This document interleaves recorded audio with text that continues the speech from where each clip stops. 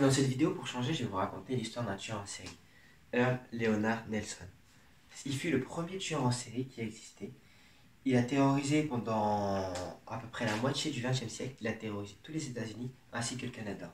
On l'appelait aussi l'homme gorille parce que c'était un homme avec des mains anormalement grosses et des immenses bras. Il avait pour habitude de visiter des maisons qui étaient particulières, qui louaient des chambres. Il faisait croire qu'il venait pour la chambre, il se présentait bien.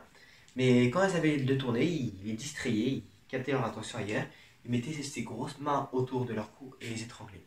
Au cours de sa vie, il a tué à peu près, qui ont été, où les corps ont été retrouvés, il a tué 21 femmes, dont un nourrisson. D'ailleurs, dites-moi si vous aimez le concept, je ne ferai pas souvent. En vrai, souvent j'écoute, c'est sur Spotify, c'est genre tueur en série. Donc si vous voulez que je fasse une petite vidéo où je vous raconte, dites-moi. Je sais, je bouge beaucoup, c'est stressant, mais je tiens pas en place. De base, je voulais vous faire un petit vlog, aller me balader, genre sur la côte pour vous montrer le paysage en même temps que ma vidéo, mais le problème c'est que je suis en Bretagne, donc c'est le déluge comme tout le temps. 26, Beata Witzer fut sa première victime. Elle avait des problèmes d'argent, donc quand son mari est parti au boulot, bien entendu, ils s'étaient mis d'accord, elle a accroché une affiche à sa fenêtre pour dire qu'elle louait une chambre. Earl était le premier client, était le premier à venir visiter. Il s'est rendu avec une Bible à la main, une Bible bien usée. Très bien habillé, très apparent, avec un grand sourire. Il aspirait la confiance. Donc elle se dit, à ce moment-là, à cette époque-là, elle se dit que pour quelqu'un vienne visiter avec une Bible, c'était forcément quelqu'un de bien. Tout au long de la visite, il s'est montré bienveillant. Il s'est montré comme quelqu'un de sérieux qui voulait vraiment la chambre, avec un grand sourire. Et à un moment, ils arrivent dans la chambre, il lève le dos au plafond et il lui dit: C'est une tache de moisissure que je vois là. Forcément, elle n'avait jamais remarqué la tache de moisissure. Elle lève la tête pour regarder, et à ce moment-là, elle n'a pas eu le temps de réfléchir, elle n'a pas eu le temps d'agir, qu'elle a senti ses grosses mains l'étrangler, serrées hyper fort. Elle a tourné la tête, elle l'a vu, lui qui avait un sourire hyper bienveillant depuis le début de la visite, elle l'a vu avec un regard vide, elle l'a vu comme s'il était possédé. Aucune émotion, aucun sourire. Comme si elle avait l'impression... ça, c'est ce qui a été transmis par rapport à des témoignages, etc. Mais elle a pu le transmettre parce que cette dame-là, malheureusement, est décédée alors qu'elle avait une famille, etc. Donc, il l'a étranglée et il s'est enfui. Bien entendu, il y en a eu plein, comme je l'ai dit, il y a eu une vingtaine d'études. Je ne vais pas tous vous raconter, je vais vous raconter les plus intéressantes parce que c'était tout le temps la même méthode. Non, oui, il y a des choses à raconter où, comme il s'en est pris un nourrisson, pourquoi peut-être il s'est trouvé dans son chemin, vous allez le voir. Mais avant, pour retranscrire tout ça, pour savoir comment ça arrive, parce que je viens pas, t'as pas des troubles psychopathiques comme ça d'un coup. Je vais vous expliquer d'abord son enfance. Il naît le 12 mai 1997, enfant de James et Frances Ferrell. Malheureusement, lorsqu'il avait 9 mois, sa mère est décédée d'une MST, c'est l'asphyline.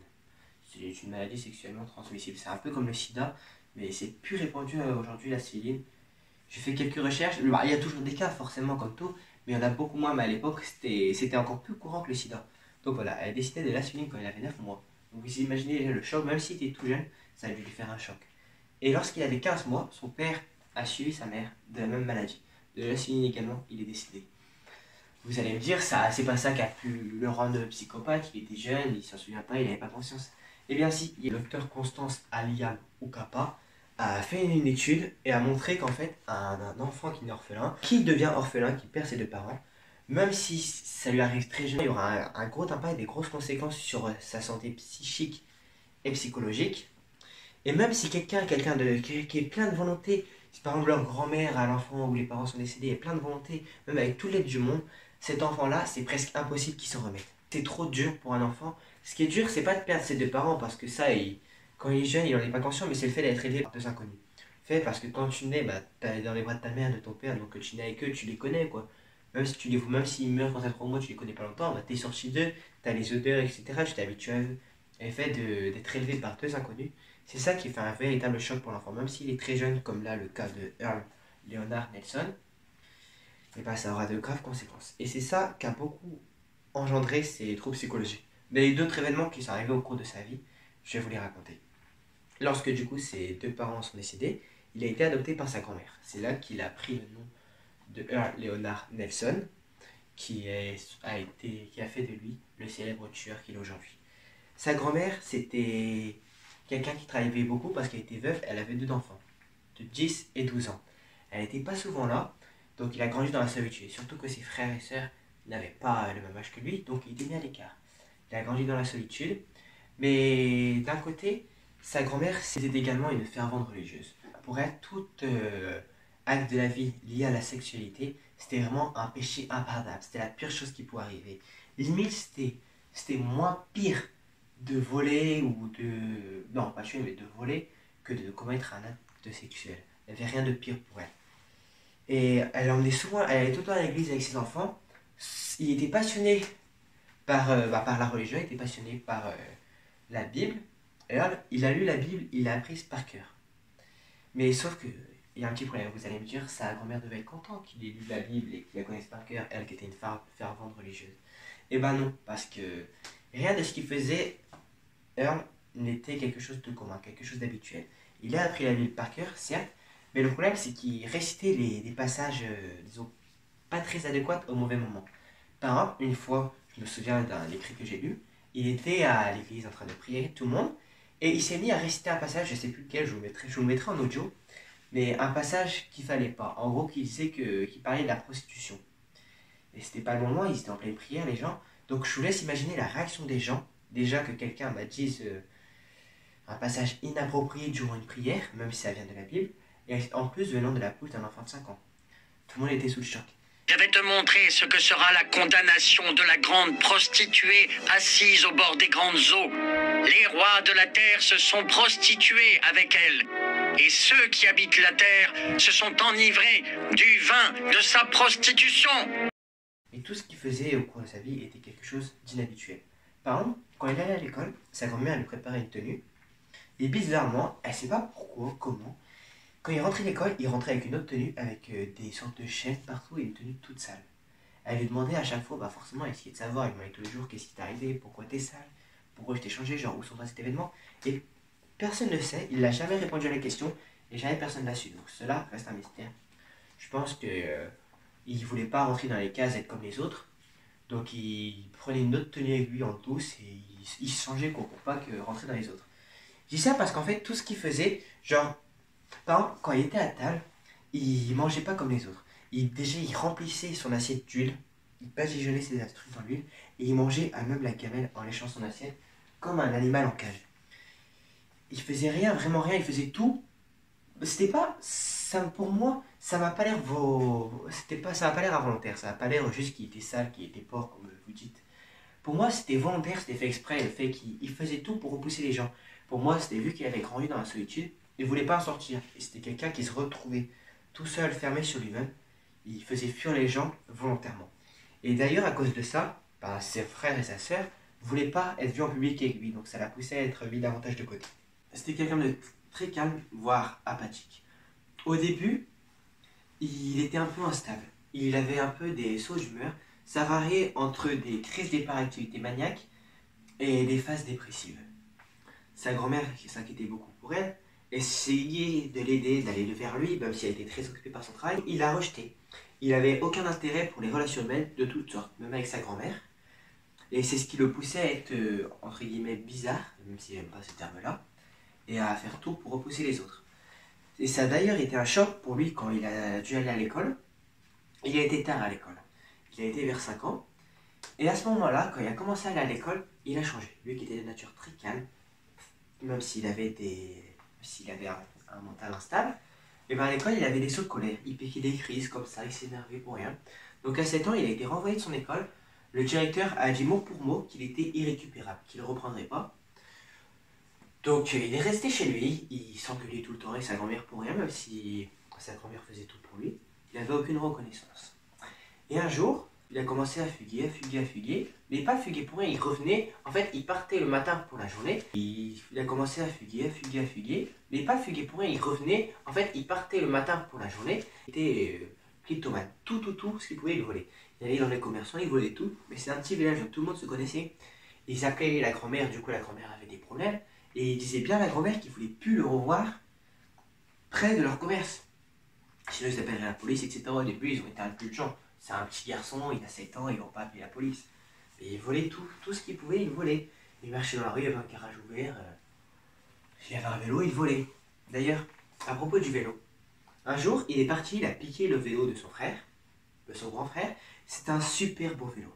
Il est passé devant des camarades, étonnant d'ailleurs, parce que lui qui n'aimait pas les relations humaines, qui faisait tout pour pousser les gens, là il voulait faire l'intéressant. il voyait que ses anciens camarades de classe restaient fixés sur sa bicyclette. Il s'est senti fier. Il a voulu faire intéressant. Il y avait une sorte de tramway qui roulait. Donc il s'est mis devant le tramway qui démarrait et il pédalait de toute sa vitesse. Il voulait faire la course avec le tramway. Il était devant, il se mettait à droite, à gauche. Du coup, le tramway a accéléré, du coup, passé quand il s'est mis à gauche, avant qu'il se remette devant. Malheureusement, il s'est remis devant. Le tramway, il a pilé, sauf que les freins n'ont pas été suffisants. Il est tombé, et avant que le tramway le renverse, il est tombé sur la route. Et il est resté coincé dans le cadre de son vélo. Il s'est même tapé violemment la tête en tombant. Il s'est écrasé la tête contre le trottoir. Et il a pilé à fond le train, mais malheureusement, il est passé sous le train. Il n'est pas décédé, mais son vélo, du coup, il est bousillé. Et lui, il pissait le sang. On voyait un bout de son cerveau dans son crâne. La scène était horrible. Les gens sont précipités pour voir, ils étaient dégoûtés. Ils en ont été traumatisés, ils ont eu du mal à s'en remettre. Un petit garçon de 7 ans, tu le vois avec un bout du crâne arraché. C'est traumatisant. Et là, à ce moment-là, il était dans le coma. Il est resté 24 heures dans le coma. Et en plus d'avoir une force anormale, effectivement, grâce à ces immenses paluches, c'était quelqu'un qui avait une très grande force mentale. Il a réussi à s'en sortir du coma, miraculeusement. Les médecins ont été très surpris parce que pour eux, c'était fini, quoi. Il n'allait jamais s'en remettre. L'accident avait été tellement gravissime. Quand il est sorti de son coma, sa grand-mère est décédée un jour après. Donc encore quelque chose qui lui a pas facilité la vie. Je vous dis qu'il était resté 24 heures, mais en fait c'est 24 heures. En fait, il avait 24 heures où il n'arrivait plus à respirer, ni rien, il était branché de partout, il n'arrivait plus à respirer. Il était bien dans le coma. Après, il est resté encore 5 jours dans le coma, mais je ne considère pas vraiment ça comme un coma parce qu'il arrivait à respirer, de temps en temps il ouvrait les yeux. Il se remettait en état. Donc voilà, après son coma, celui de 5 jours, il s'est réveillé, mais il a appris le lendemain que sa grand-mère était décédée. Ça a été un choc pour lui, encore une fois. Mais heureusement, il avait une tante. Il était chez sa grand-mère, mais il avait aussi une tante qu'il n'avait jamais vue. Sa tante avait de la compassion pour lui. Elle était mariée et avait une fille. Elle a décidé de l'adopter. Lorsqu'il arrive à 12 ans, il était en pleine puberté. Et parce que sa grand-mère, du coup, elle a toujours interdit tout acte sexuel, on a toujours parlé, en raison qu'il ne fallait jamais faire ça. Lui qui était poussé à faire des choses comme voler, etc., sa grand-mère ne les a jamais fait, et il a développé une passion pour le sexe. Il se masturbait énormément. C'est lui qui l'a dit, qui l'a envoyé dans un témoignage. Il se masturbait tous les jours, minimum, une fois par jour, voire plusieurs fois par jour. Et même sur la fille de sa tante, quand elle se changeait, c'était encore une enfant. Il avait 12 ans, elle avait 8-9 ans, si je me souviens bien. Il se masturbait en la regardant changer. D'ailleurs, je me suis changé parce que j'ai cramé mon repas tout à l'heure, du coup, je lui ouvre toutes les fenêtres, il fait froid. Donc voilà. Après, vu qu'il avait une force anormale, il a pris l'habitude de marcher sous les mains. Tout le temps, sa tante le voyait, il marchait sur les mains. C'était comme un jeu pour lui. Il aimait bien montrer sa force, bizarrement, comme pour l'histoire du vélo. Il aimait bien qu'on le regarde en faisant le fanfaron à marcher sur les mains. Ses mains l'ont beaucoup aidé, sa force l'a beaucoup aidé, parce qu'à l'âge de 15 ans, il a commencé à travailler. Parce que jusqu'à présent, il n'allait plus à l'école, il volait à droite à gauche, et seulement par rapport à sa force, il était plus destiné au travail manuel. Il en trouvait beaucoup des travails, mais il ne les gardait pas. Parce qu'il avait du mal à faire la même tâche régulièrement, à faire toujours la même chose. Il se lassait, quoi. Il en avait marre, donc il pétait un plomb. Et aussi, à force qu'il travaillait, en fait, son travail, ça n'a pas été bénéfique pour lui. Ça aurait pu le calmer, l'épanouir, mais non, ça a développé ses troubles mentaux. Il a commencé à avoir des tics. Ça a commencé après son accident, mais ça s'est accru quand il a commencé à travailler. Les tics étaient associés au syndrome de chute de la Tourette. Par moments, il criait, il disait des insultes, il insultait tout le monde. Et également, en plus de ça, il récitait toujours, comme il avait fait à l'église, des passages de la Bible inappropriés, mais à tout moment. Il pouvait être au travail et lire des passages de la Bible. Et ses collègues avaient peur de lui, du coup, forcément, parce qu'il n'était pas comme eux. Et en plus de ça, il commençait à avoir des amis imaginaires. Il parlait tout seul et il voyait des gens. Il discutait quand il était au travail, il s'engueulait avec des gens, mais qui n'existaient pas. Il n'y avait personne dans la pièce. Donc il n'a pas gardé ses boulots, il enchaînait ses petits boulots. Et ça pendant 5 ans. De ses 15 ans à ses... Oui, je ne sais pas compter. De ses 15 ans à ses 22 ans. Ça a été que ça. Il avait un petit boulot. Il était viré, il changeait de petit boulot. C'était une vie chaotique. Et tout le temps après le boulot, il avait une passion, depuis ses 15 ans. C'est qu'en fait, il rentrait par effraction dans la cave de ses voisins. Mais pas pour voler. bizarrement, il touchait à rien. Il s'asseyait au milieu et il restait comme ça. Il faisait rien de mal. Du coup, ses voisins le laissaient au bout d'un moment aller dans la cave.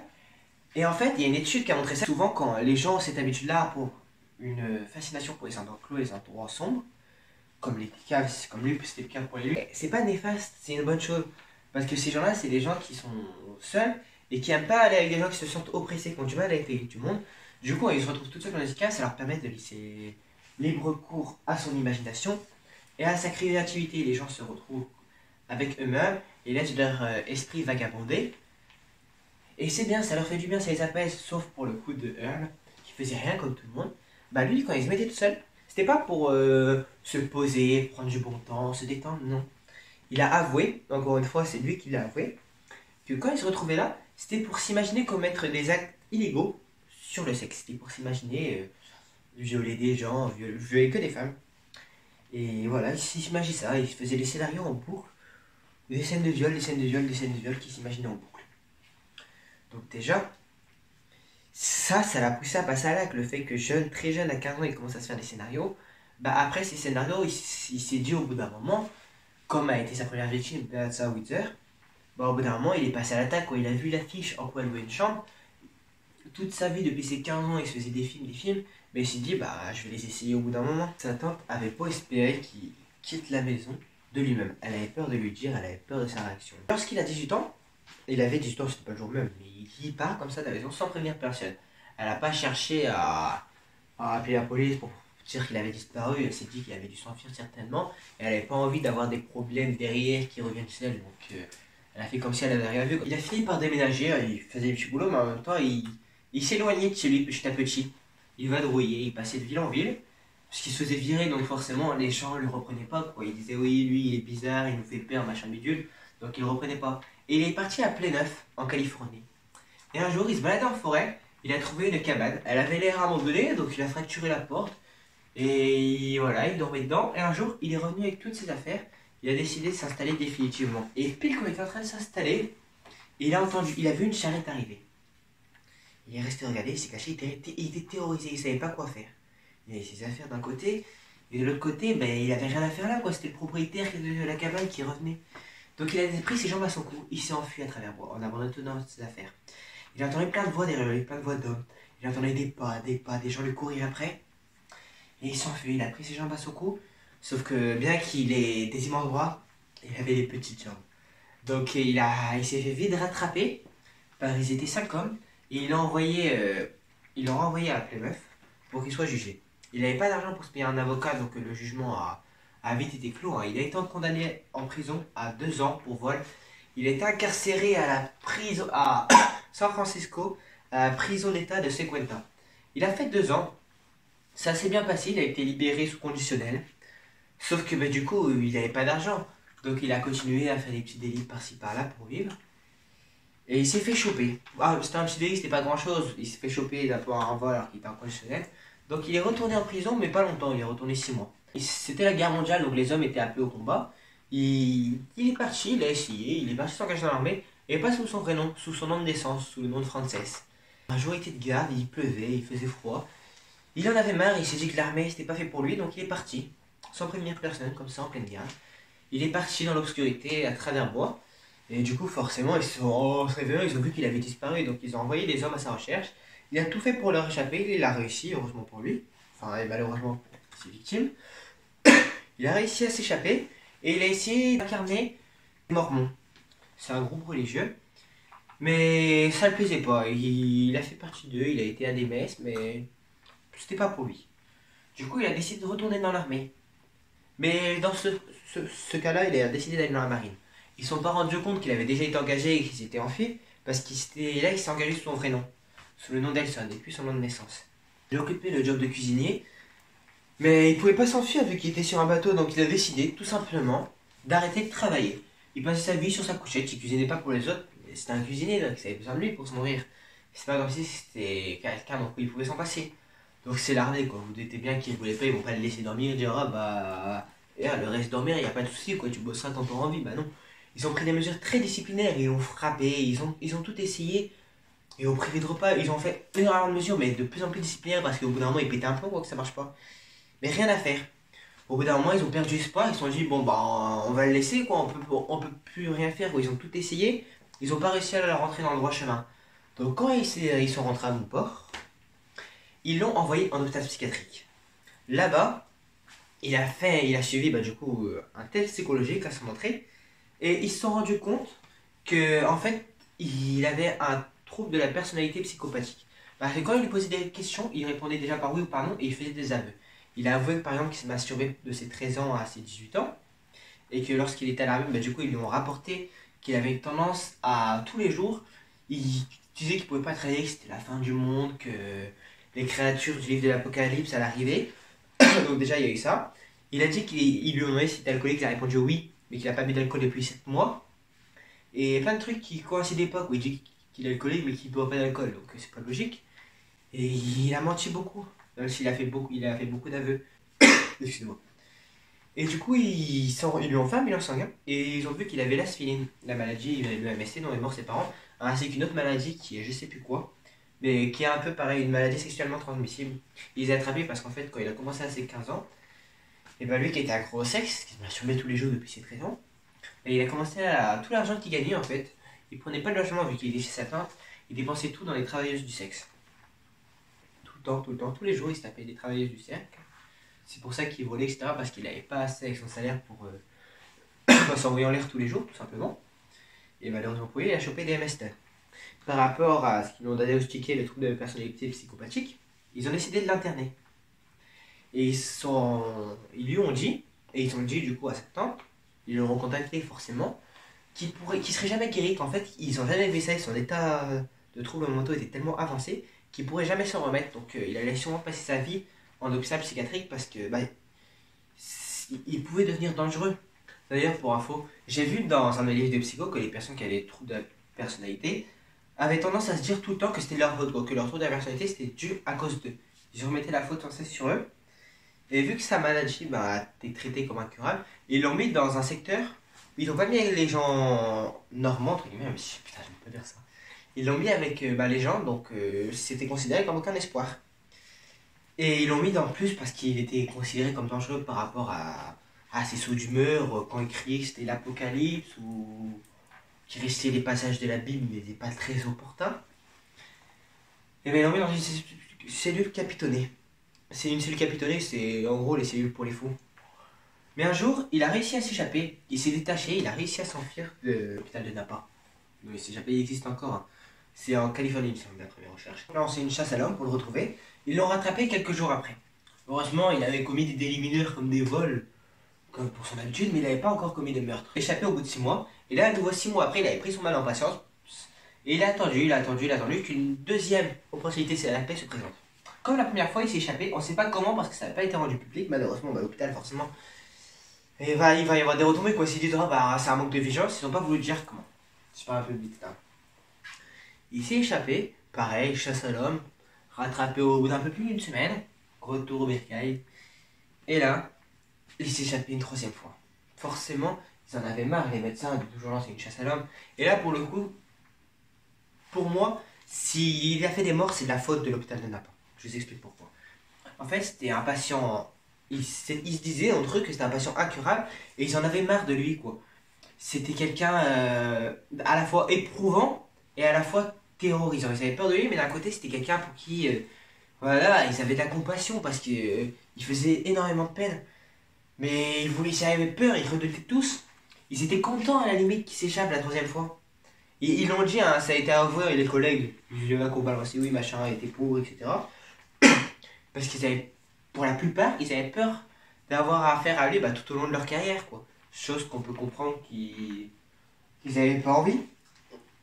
Donc quand ils sont échappés, ils l'ont laissé faire, ils l'ont laissé partir, ils ont prévenu personne, et ils ont même été jusqu'à falsifier son dossier. Lui qui était soi-disant incurable, qui pourrait jamais être soigné, et bien ils ont tapé sur son dossier, qu'il avait fait d'énormes progrès qu'ils n'auraient pas pensé, mais qu'il avait des problèmes fulgureux, et qui était apte à sortir. C'est pas vrai du tout. C'est juste échappé, il voulait pas le garder plus longtemps. Et c'est là qu'a commencé sa série de meurtres. Il travaillait dans un hôtel, et il y avait une femme de chambre, de qui il est tombé amoureux, il l'a vue, et tout d'un coup, boum, coup de foudre. Il lui a proposé de sortir avec elle, c'était une dame de 58 ans. Lui, il avait 22 balais, mais elle a accepté quand même parce que c'était une femme, elle a attendu l'amour toute sa vie. Elle a toujours espéré rencontrer quelqu'un parce qu'elle était veuve, malheureusement pour elle. Donc elle s'est dit, voilà, il est jeune, pourquoi pas, parce qu'à l'époque, là, ça choque plus aujourd'hui, maintenant c'est courant, c'est rien. Mais à l'époque, c'était choquant, quoi, c'était quand même en 1900. Donc elle est sortie avec lui, et il est directement tombé amoureux. Mais il n'avait pas une relation violente avec elle au début. Il était vraiment passionné. Il était généreux, c'était vraiment le gars parfait. Et souvent c'est ça les mecs toxiques, hein. Je vous préviens les meufs, petit aparté. J'ai encore un mec qui est bien au début, là ouais il est gentil, il fait des cadeaux, tout ça. Croyez-moi, là c'est juste pour avoir votre confiance. Le jour où vous allez lui faire confiance, là vous êtes morte. Vraiment, littéralement.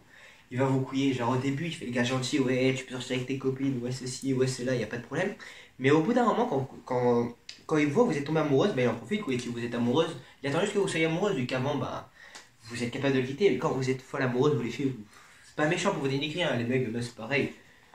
C'est un généraliste, bien sûr. Ben, vous avez du mal à quitter quoi, quand vous êtes amoureux, forcément. Et ils en profitent, voilà. Après, ils deviennent possessifs, ils vous interdisent de sortir, ils essaient de vous manipuler. Bref, ils vous mettent à vie dure, ça devient des mecs toxiques. Donc, si un mec, si c'est trop beau, quittez-le, c'est ça. Dites pas, ouais, ce mec parfait, c'est l'homme de ma vie, je vais pas le quitter. Il n'y a pas d'homme parfait, à part moi. Donc, c'est pas si bien, regardez la preuve pour lui. Il était gentil, tout mignon avec elle, sauf le jour où ils sont mariés. Ils sont mariés pas longtemps après leur relation, ils sont mariés. D'après ce que j'ai lu, c'était. Désolé, j'ai le Covid. Non, je suis juste malade. C'était 4-5 jours après. Et elle était contente de se marier avec lui. Et elle a vu son vrai visage après le mariage. Vu que le mariage, c'est comme quand vous tombez amoureux, c'est boum, les menottes. Il pouvait plus la quitter, elle pouvait pas le quitter comme ça. Donc il a commencé à devenir possessif, à devenir. À la prendre pour son objet, littéralement, pour son objet sexuel. Il lui interdisait de sortir, etc. Et il l'obligeait, il devenait agressif, il s'énervait, il voulait contrôler. Et quand il faisait pas ce elle faisait pas ce qu'il disait, il pétait un plomb. Donc il avait plein de pulsions sexuelles et il lui ordonnait d'assouvir ses pulsions, quoi. Et il y en avait qui étaient violentes et d'autres qui l'ont laissé traumatiser. Normalement, elle en a eu marre. Elle a décidé de le quitter et lui, il avait nulle part où aller, donc il est retourné chez sa sœur. Elle était au début, elle était terrorisée le fait qu'il soit de retour parce que je sais que ça allait être de nouveau le même calvaire, le petit porc à la maison qui en fait ses casses à tête, qui fait n'importe quoi, qui ramène les flics. Elle voulait pas trop, mais au final elle s'est dit c'est la famille, donc elle l'a accepté. Il continue du coup à aller dans les caves, mais il a avoué que les films qui se faisaient étaient de plus en plus gore. Jusqu'au jour où il décide de passer à l'action. Quand il dit tout à l'heure au début que c'était son premier meurtre, en fait c'était pas son premier meurtre qu'il a fait. Cette vidéo elle va être longue, mais c'est pas grave, je pense que ça va être bien. Dites-moi d'ailleurs si vous voulez que je fasse plus de vidéos comme ça. Et un jour, il se baladait dans les rues de San Francisco avec l'intention de passer à l'acte. Il voit une petite gamine qui jouait dans son garage tranquillement. Et là, elle était jeune, hein, elle avait 12 ans. Il va toquer à la porte. Toc, toc, toc. C'est le frère qui ouvre. Il n'y avait pas les parents. Le frère ouvre, du coup il explique. Bonjour, votre père, j'ai plombier, il m'a dit de venir voir pour le film un garage. Le frère il avait 15 ans, donc voilà, t'es plombier, vas-y rentre. Il dit bah voilà, lui il part faire sa vie, on va faire ce qu'il a à faire. Il dit bah voilà, descend. Lui il savait pas que sa soeur était en train de jouer dans le garage. Il dit voilà, descendez dans le garage. Au fur et à mesure que Nelson descend dans le garage, son cœur s'accélérait, sa respiration aussi. Il sentait l'excitation dans lui. Et là, directement, dès qu'il est dans le garage, première chose qu'il voit, c'est la fille. Il lui a sauté dessus, il lui a même pas adressé la parole. Il lui a sauté dessus, il lui a mis les mains au cou. Il est en train de l'étrangler. La fille a eu le temps de crier, heureusement son frère arrive en courant. Il a plaqué au sol. Et il a réussi du coup à libérer sa sœur et Earl s'est échappé.